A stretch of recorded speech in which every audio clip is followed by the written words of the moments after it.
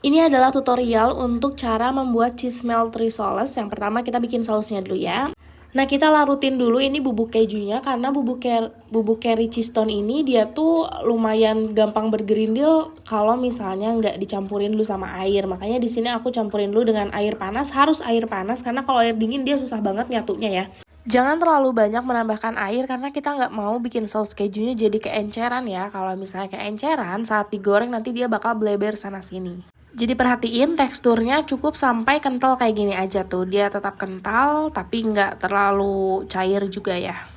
Nah, untuk saus kejunya, di sini aku menggunakan 2 jenis mayones. Ada mayones yang Maestro dan aku pakai yang McLouis juga. Kenapa dicampurin? Karena saus mayones Maestro ini dia punya rasa yang lebih enak, tapi teksturnya kurang bagus tuh. Dia agak cair untuk ukuran mayones. Nah, sedangkan McLouis ini dia bagus teksturnya dan dia warnanya juga bagus, tapi rasanya nggak seenak Maestro. Makanya kita satuin supaya mendapatkan tekstur yang bagus, tapi rasanya tetap enak. Kalau misalnya nggak ada salah satu mereknya gimana? Menurut aku teman-teman mending gunain Maestro aja, walaupun teksturnya agak kurang bagus untuk saus, tapi nggak apa-apa, rasanya dia tetap enak gitu. Paling nanti ditambahin sedikit kental manis ya, karena McLouis ini punya rasa yang sedikit manis.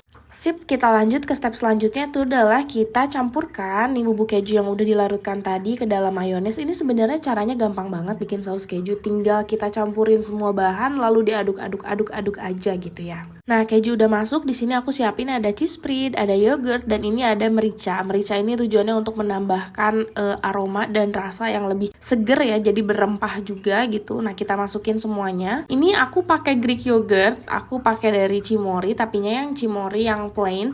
Teman-teman bisa ganti juga pakai Greenfield atau pakai merek-merek Greek yogurt lainnya.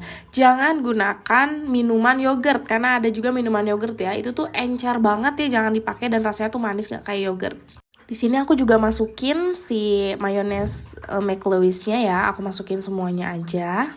Terakhir, aku tambahin kental manis dari Frisian Flake. Teman-teman bisa gunain kental manis apa aja. Dan untuk takarannya sendiri, teman-teman bisa disesuaikan dengan selera. Mau lebih manis berarti ditambahin lagi, atau mau nggak terlalu manis berarti di skip aja bisa ya, kalau misalnya nggak suka terlalu manis. Sekarang saatnya kita campurin semuanya. Ini aku aduk menggunakan sendok. Sebenarnya agak sulit untuk mengaduk pakai sendok gini. Jadi teman-teman bisa menggunakan balloon whisk, atau bisa juga kalau bikinnya banyak ya, teman-teman bisa banget untuk menggunakan mixer. Gunakan mixer dengan kecepatan rendah ya, jangan terlalu tinggi karena nanti mayonesnya takutnya dia cair ya karena terlalu tinggi mengaduknya. Jadi cukup pakai speed kecepatan rendah, dan kalau udah tercampur rata bener-bener gak ada lagi yang tersisa nih ya, gerindilan atau apa gitu. Ini udah jadi saus kejunya dan udah kita bisa masukin ke dalam piping bag untuk nantinya kita isi ke dalam rissoles. Untuk bikin cheese melt rissoles, aku bakal bikin dulu ini untuk isiannya ya. Aku bakal potong-potongin dulu buat isiannya. Aku bakal sangat menekankan untuk pilih isian yang enak. Nggak apa-apa lebih mahal sedikit, tapi jangan sampai yang rasanya tuh nggak enak. Kalian tahu nggak sih ada rasa smoked beef itu yang kayak cuman rasanya tuh tepung dan perasa doang gitu, nggak kerasa dagingnya. Nah, itu jangan dipilih walaupun harganya jauh lebih murah ya, karena itu akan mempengaruhi secara keseluruhan rasa rissoles teman-teman. Nah, di sini sekarang aku potongin keju. Di sini aku kebetulan lagi pakai keju mozzarella. Kalau misalnya gak mau pakai keju mozzarella atau di tempat yang gak ada yang jual keju mozzarella, boleh banget diganti sama keju cheddar. Cuma ketika nanti setelah digoreng, gak bakal kayak ada stretchnya gitu. Dia gak akan ada molornya kayak keju mozzarella. Tapi rasanya akan tetap enak dan tetap ada meltnya juga ya, karena kan meltnya itu dari si saus kejunya. Kalau mau jual lebih premium nih ya, yang harganya lebih tinggi, bisa juga tuh dikasih keju parmesan atau keju edam, dijamin bakal lebih enak banget. Tapi kalau misalnya mau ekonomis bisa pakai keju cheddar atau keju mozzarella. Iris topping udah, kita lanjut ke step selanjutnya, itu adalah kita bikin rissolesnya. Nah, untuk pemula aku saranin teman-teman menggunakan kertas yang aku bikin itu yang warna putih. Itu tuh tujuannya tuh buat bikin kayak apanya ya, namanya tuh patokannya ya. Karena kalau misalnya awal-awal kita belajar jualan itu kadang suka susah untuk menentukan ukuran yang sama. Jadi kita bikin patokannya itu aku dari kardus bekas masker, terus aku gunting sesuai dengan keinginan teman-teman. Rissolnya mau segede gimana, panjangnya, lebarnya mau segimana. Nah, ini kita udah siapin juga nih kulit rissolesnya dan kita tata isiannya. Di sini aku pakai smoked beef ya, yang tadi udah kita potongin ya. Aku pakai smoked beef, lalu aku pakai keju mozzarellanya juga aku tumpuk kayak gini, dan aku tambahin telur rebus yang dipotong satu butirnya itu menjadi 8 biji. Teman-teman boleh pakai telur rebus ataupun enggak, itu terserah. Dan yang terakhir kita pastinya harus masukin saus kejunya.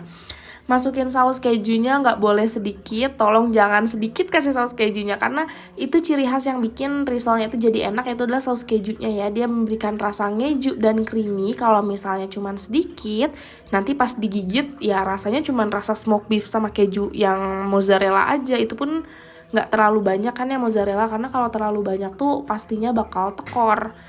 Jadi harus saus kejunya yang lebih banyak.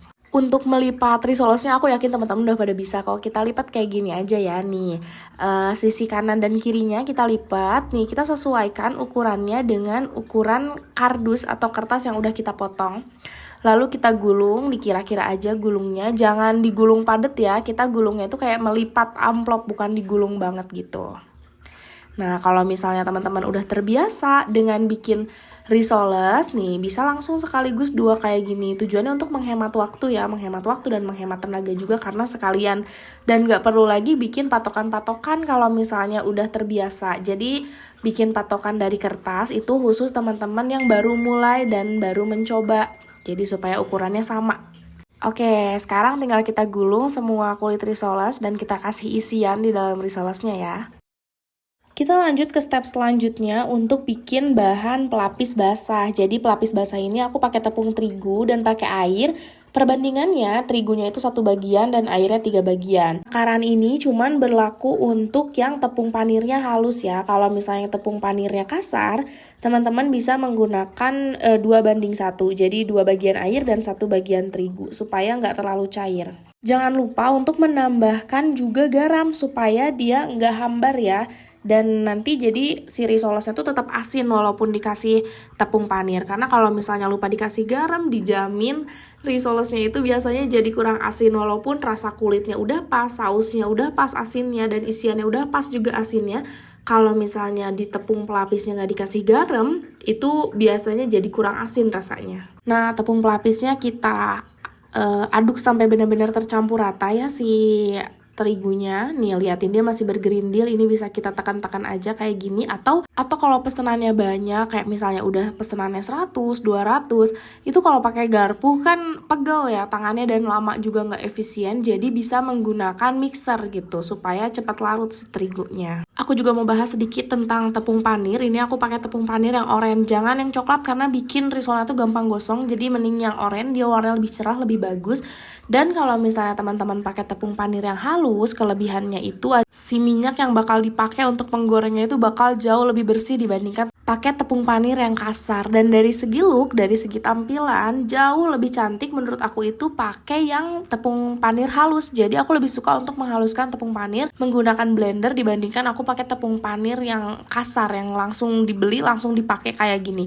Nih dia teksturnya kelihatan kan, dia jauh lebih kasar. Dan ini biasanya itu bikin minyak tuh agak berantakan. Cuman plusnya dia bikin jauh lebih crispy, jauh lebih kriuk. Tapi secara look dia tuh kelihatannya berantakan dan aku kurang suka. Tapi ini balik lagi ke selera teman-teman. Teman-teman boleh pakai yang kasar ataupun yang halus karena dari segi rasa sih sebenarnya sama aja. Yang bedakan itu hanya dari segi tekstur dan tampilan.